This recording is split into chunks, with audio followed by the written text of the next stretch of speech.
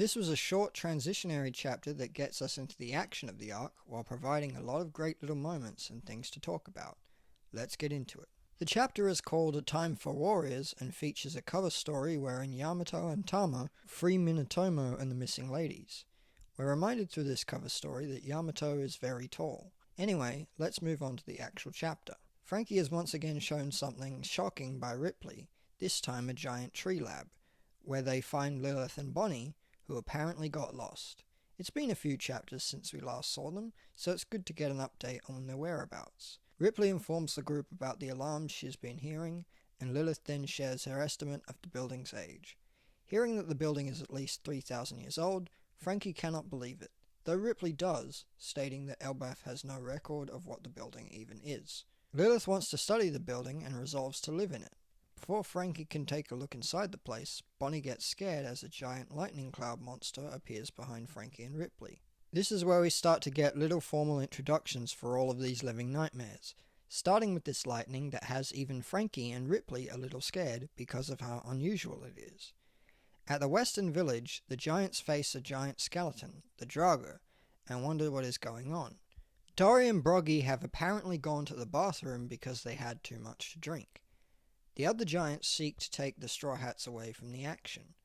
Usopp objects, but only quietly states that they want to fight, too. Jinbei is quick to note this, and also that the situation is not normal. Meanwhile, Colin wants to fight because he is the son of Gaban, but he is told to find safety and stay put, because he is not Gaban. Given the dangerous situation, Nami decides to share the report of intruders with Jarl. Jinbei concludes that devil fruit powers are likely at work. I like that he puts it so succinctly. The quickest answer to most mysteries in this world is a devil fruit of some kind. Jarl tells a giant to inform the country of human intruders unrelated to the Straw Hats. Brook, who now seems to have his head on properly, advises that perhaps they should expect more than two, prompting Jarl to amend his message to be that there are at least 2 intruders. Nami is outraged that kids are being kidnapped, and Usopp can't believe what is happening.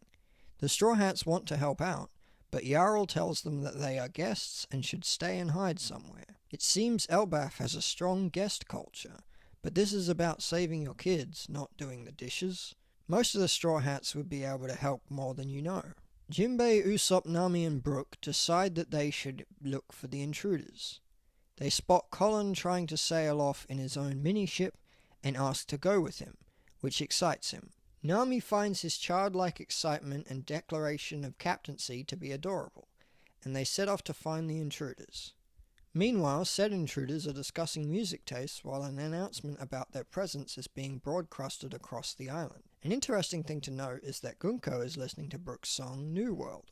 Saul tries to stop the children from marching onward, but that just creates a new problem as the children start to walk into each other and hurt each other because of the thorns surrounding each of them. So they then try to separate the kids from the line one at a time. However, before they can get very far with this new method, another dream monster shows up, Fenrir. As the giants start to figure out that this is happening all over the island, some giants are fighting against more sleeptids, Nidhogg and a ghost. Dory and Broggy show up and blast these monsters away with Hakoku sovereignty. They make a remark about puking up their drinks and then say that they will take on the monsters, and everyone should focus on the children. As the backup arrives, among the people seems to be Heya himself, Scopper Gaban. And there the chapter ends. Pretty short chapter with a few new pieces of information and developments, but it mostly exists as a bridge, helping prepare us for incoming action. Interestingly, we get an update on Bonnie and Lilith, but no update on Loki. I kind of expected the latter though, given how the last chapter ended on Loki, and sometimes that means the next chapter cuts to something else and doesn't return right away.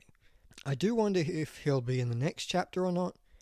These things can really go either way, but it's not something I tend to fuss over, just making these observations about the story flow.